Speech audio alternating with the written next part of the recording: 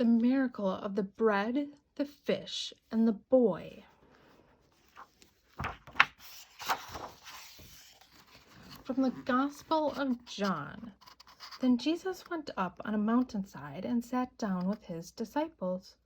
When Jesus looked up and saw a great crowd coming toward him, he said to Philip, "Where shall we buy bread for these people to eat?" Another of his disciples, Andrew, Simon Peter's brother, spoke up. "Here is a boy with 5 small barley loaves and 2 small fish.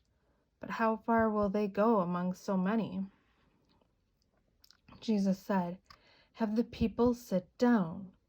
There was plenty of grass in that place, and they sat down. About 5,000 men were there. Jesus then took the loaves, gave thanks, and distributed to those who were seated as much as they wanted. He did the same with the fish.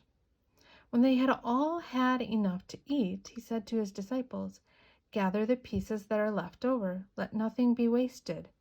So they gathered them and filled 12 baskets with the pieces of the 5 barley loaves left over by those who had eaten. And here is our story. $7.47. The little boy could hardly believe it. He looked down and counted the money again. $7.47. And he saved it all by himself.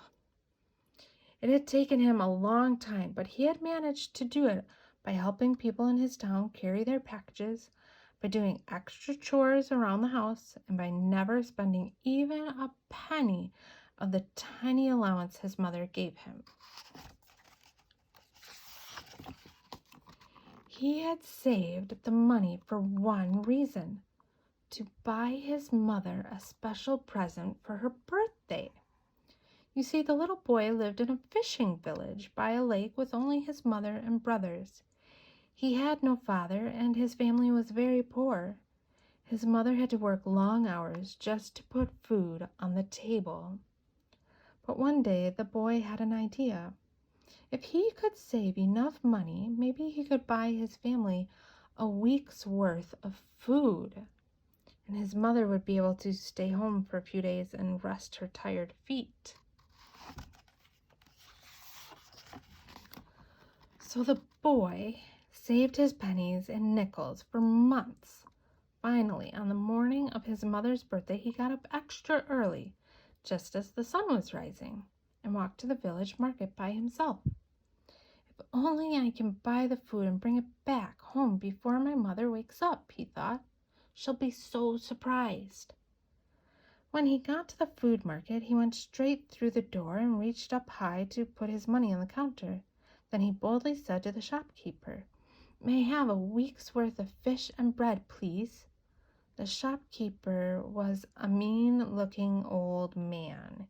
He counted the money slowly and said in a grumpy, gravelly voice, "This is only $7.47. You expect to buy a week's worth of food with this?" "Why not?" asked the boy. "Isn't that enough?"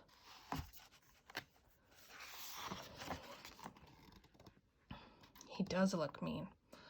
The old man squinted his eyes and growled, "Why, it's hardly any money at all." He turned around and walked to the back of the store. In a few seconds he returned with 2 fish and 5 small loaves of bread. He plopped them down on the counter in front of the boy. "That's all your money will buy," he said harshly. "But that's not even enough for dinner," the boy protested. "That's all your money will buy," the man grumbled as he turned away from the boy.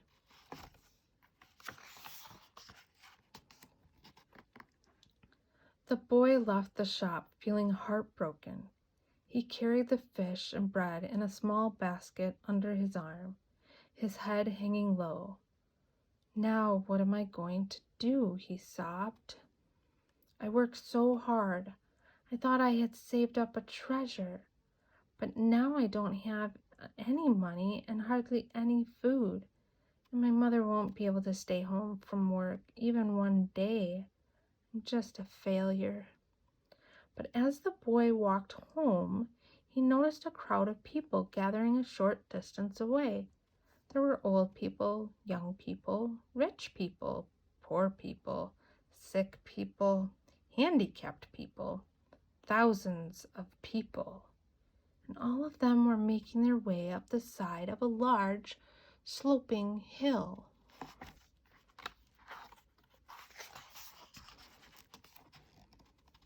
The boy asked someone what all the commotion was about. "Haven't you heard? The great teacher from Nazareth is here, and he's healing the sick and preaching about God." The boy strained his neck but couldn't see over the heads of the crowd. In fact, the swarm was so thick that he could barely move. So crouching low, he began to go through the people's legs. Because he was so small, he was able to move quickly, and before long, he was close to the edge of the crowd.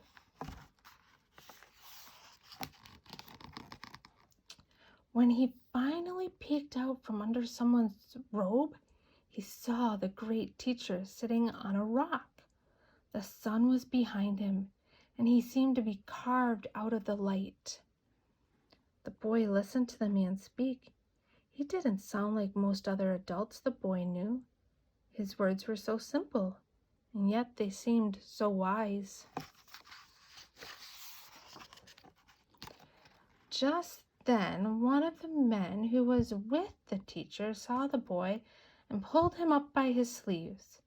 He brought him over to the teacher and said, "Lord, this boy has 5 loaves of bread and 2 fish." The teacher looked down and said, "Little boy, there are thousands of people here, and they are very hungry.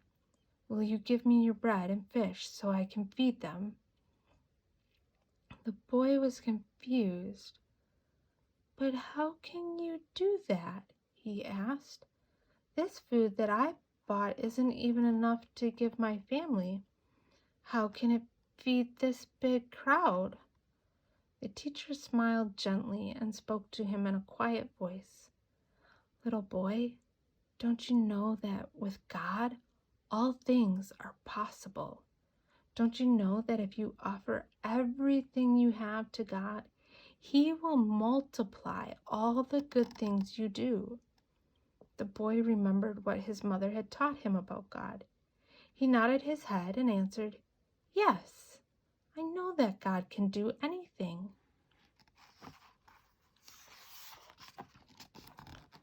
The teacher stretched out his hand and asked the boy once again for his basket of bread and fish. The boy thought for a second and decided to trust the man. He gave him all that he had. The man took the food and said a short prayer of thanks. He told the crowd to sit down and laid the basket on the ground. Then he closed his eyes. Suddenly, the boy heard a low rumbling sound.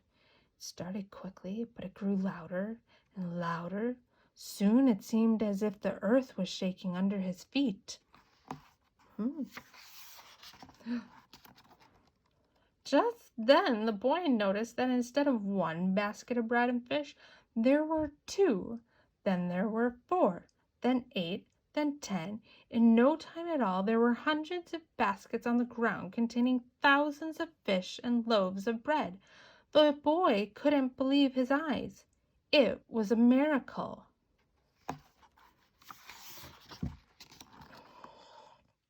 The men who were standing near the teacher began to give the food to the people in the crowd. Everyone ate until they were full. When they were finally done, there were 12 baskets of bread and fish left over. Then the teacher said to the boy, "Remember, without God, you can do nothing. But when you pray and ask God for help, He will bless all that you do and give you the power to do incredible things."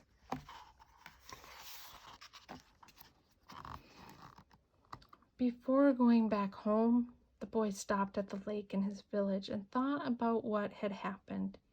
He didn't have any money or bread or fish or a present for his mother. He should have felt sad, but for some reason he didn't. He had seen a great miracle and was happy to have helped the teacher feed thousands of people. I only wish I had a small gift for my mom, he thought.